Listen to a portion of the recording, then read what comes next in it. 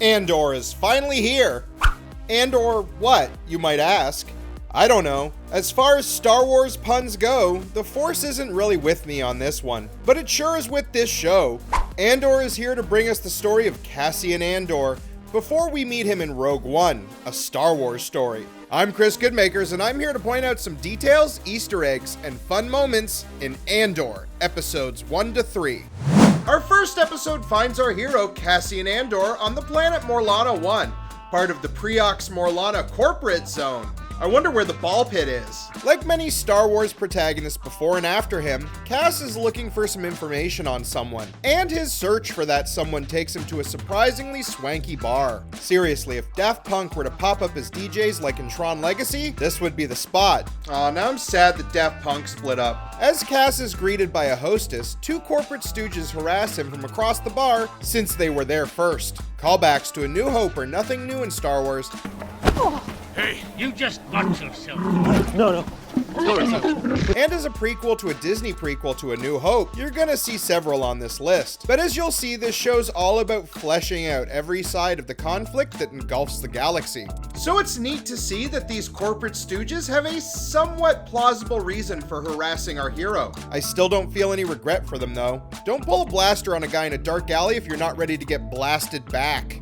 It's kind of impressive that Cassian Andor got his own spin-off out of all the characters in Rogue One. A common criticism of the movie is that the cast is underdeveloped, and the only thing we really know about Cassian is that he's been in this fight since he was 6 years old. During the first 3 episodes of Andor, Cass's quest to find an informant to offload his contraband to is intercut with flashbacks to his childhood on the mining planet of Kenari, where he lived amongst a tribe of children that had to fend for themselves among the harsh jungles of the planet. While this is clearly extrapolated from his line in Rogue One, the actor playing Cassa, that's his name before he was adopted, looks much older than 6. This is a minor nitpick, as we've seen with child actors in Star Wars.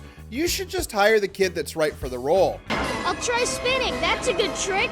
And also have a director that, can direct them.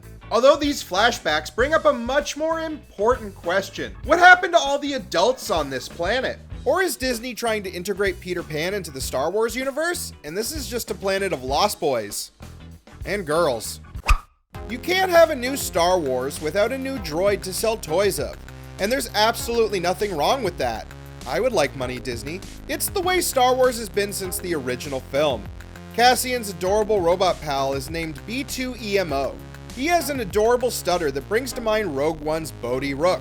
As I mentioned before, Andor is full of references to A New Hope, and B2 is clearly our stand-in for R2. Much like the original sassy trash can on wheels, B2 helps Cassian's mom with daily living, and we can see our protagonist loosen what looks like a restraining bolt attached to his robot buddy. Unlike in A New Hope, however, Cass does this of his own free will, as opposed to Luke being duped by R2. To go along with this series' trend of subverting what we expect from a Star Wars story, Cass is helping B2 so he won't tell anyone about what he's been up to, as his actions push him further on a path to finding his own wise old man with a kick-ass melee weapon. B2 is voiced by Dave Chapman, who also voiced everyone's favorite sassy sphere, BB-8. The first episode of Andor makes it clear through every scene that its primary theme is deception.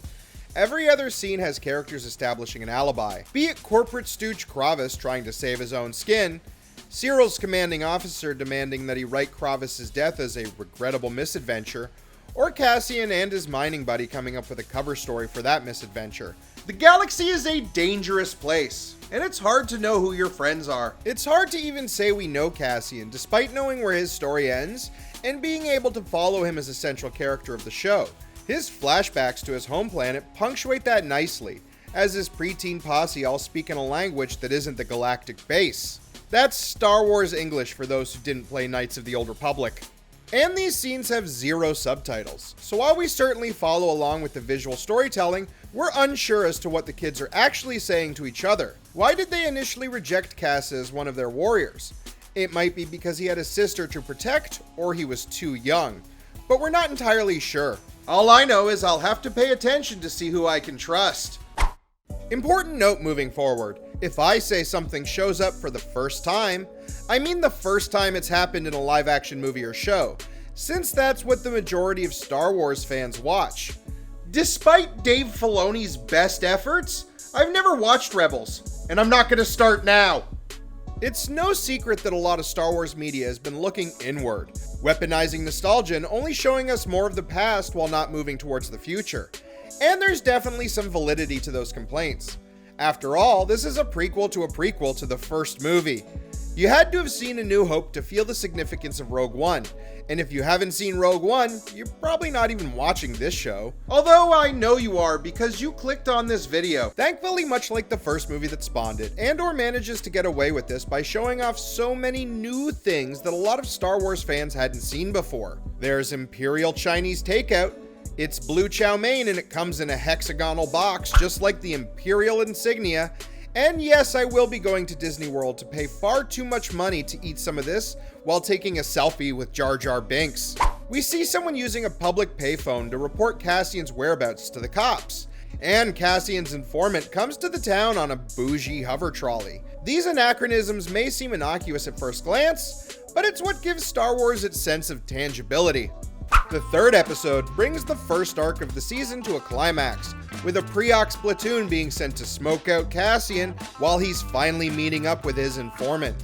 The platoon is named Delta One, which might be a cheeky reference to Rogue One. We see Captain Syril fail to inspire his squad as they approach through hyperspace. And as they swoop down to the surface, we see that their dropships are refurbished low-altitude assault transports, or LATs for short. We haven't seen one of these since Revenge of the Sith. It's nice to see that at least in Star Wars, our corporate overlords remember to recycle. We see Cassian's adoptive mom, Marva, still has his room set up like when he was a kid. A Star Wars protagonist having a parental figure in their adult years, or even a decent place to sleep, is so rare it would be worth mentioning on its own. But there are some cute details there that you might not have given much thought to. First, there's a cute little homemade bantha doll on his desk. A more subtle detail in Marva's adobe is the plants growing along the walls in the living room. Based on Cass's reaction to being taken above the clouds of Kenari, he was excited to see the larger world beyond his own. But considering he spent his life also missing his sister, it would make sense that he still had some level of attachment to his homeworld. So it would make sense that Marva has these plants growing to help Cassian feel more at home. Eagle-eyed viewers might notice that Marva is played by Fiona Shaw, who played everyone's favorite abusive adoptive parent, Aunt Petunia, in the Harry Potter movies. It's nice to see her playing a character that actually cares about their adopted charge. Although the jury's still out on whether she likes or even believes in space wizards. Hey, it's time for another Star Wars First. George Lucas wanted to do a lot of things with Star Wars, but chief among them was pioneering new camera and special effects technology to elevate the medium as a whole. That continued throughout the original trilogy, and love 'em or hate 'em, the prequels and sequels. As over a decade has passed between episodes 3 and 7, we've reached a point where it's less and less likely that Star Wars will invent a brand new trick with every entry. That's why it's just as special when so many tried and true film techniques have made their way into Star Wars, such as The Last Jedi being the first to use slow motion in any of the movies. Episode 2 of Andor introduces a first that, while not as flashy, is certainly just as notable. While Bix's partner is suspicious of Cassian's agenda, he spots a monitor that's displaying a notice for a wanted man that bears a shocking resemblance to Cassian. Now, you wouldn't know this from the screen alone, because it's written in that delightful blocky Star Wars language that nobody knows the name of. Normally, a character would just speak that message out loud, but this show is too low-key for that kind of exposition. That's why in a franchise first, we've got non-diegetic text displaying the wanted notice appearing on screen to key the audience in. Apart from the opening title crawl and the various instances of subtitles, this is the first time this has ever happened in the Star Wars universe. Everyone was interested in what Swedish acting legend Stellan Skarsgård would bring to the show. A seemingly harmless rambler approached the area, then decided to strip naked. And after the first 3 episodes, we're still waiting. Kind of. I can already tell that his character Luthan has a lot more going on under the surface, and he isn't exactly being 100% truthful with Andor. Armed with his knowledge, hardened demeanor, and a kick-ass retractable chrome walking stick, it's clear that he's the Obi-Wan to Cassian's Luke. We even know his father died.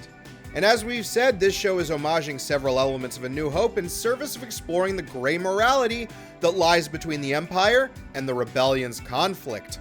While we can probably assume Luthan won't be a Jedi, it's safe to assume that whatever secrets he's keeping from Cassian aren't exactly squeaky clean. The climax of Episode 3 sees Cass and Luthan narrowly escaping the Delta One hit squad using guerrilla tactics. Despite being outnumbered 7-1, use of clever misdirection and remote detonated explosives gives our duo the chance they need to make a clean getaway. I guess it is great that Syril told them the odds. That, coupled with the townsfolk signaling everyone to hide, calls back to the skirmish on Jeddah and Scarif, with the citizens under fascist control using their familiar environment to their advantage. We don't actually see how the lat that crashed was tied down to the scrapyard, but it's pretty clear by how Cass's salvager pal Cresso was eyeing it as Delta One departed towards the town. During Cass's flashback, we see an Imperial ship explode in suborbit and crash into the forest below. Currently, it's a little unclear as to what the crew was doing near the planet or why they crashed. Since Marva, Stutter-Free B2, and possibly Saw Gurrera were nearby to salvage the fuel cells from the ship, maybe they had a hand in its demise. Further questions regarding the crash remain. Chiefly, why the whole crew had yellow skin. Now, this is Star Wars, and primary color pigmentation is nothing new, but it could be as an extreme form of jaundice brought on by prolonged lack of vitamin C. We don't get any indication of the food reserves on board the shuttle, so it's possible that the crew had been malnourished while off course. Actually, what do they call the essential vitamins and minerals in Star Wars? Equally important, do they consider pizza a vegetable? If they have blue chow mein, it's equally plausible that they have blue pizza. From the focus given to Syril in the first 3 episodes, it's looking like he's going to be Andor's foil as the series progresses. He possesses heroic aspirations within the Empire, even while operating at the corporate trooper level, while Cassian, who we're supposed to view as the hero, doesn't want anything to do with the greater conflict at all, and just wants to find his sister. In Syril's first scene, he's confronted with the idea of brushing the murder of his comrades under the rug, and that utterly repulses him. While Cassian is all too familiar with having to learn to lie and deceive to make his way through the galaxy, this is a lesson that Syril is just learning. Having difficulty coming to grips with the understanding that the Empire he devotes himself to isn't as noble as he once thought it was. As Cassian points out to Luthan, the Empire is too proud of themselves to notice a street rat like him infiltrating their forces. Syril himself is just now coming to realize that pride isn't necessarily something to aspire to, and him coming to terms with that will likely serve as his arc for his time on the show.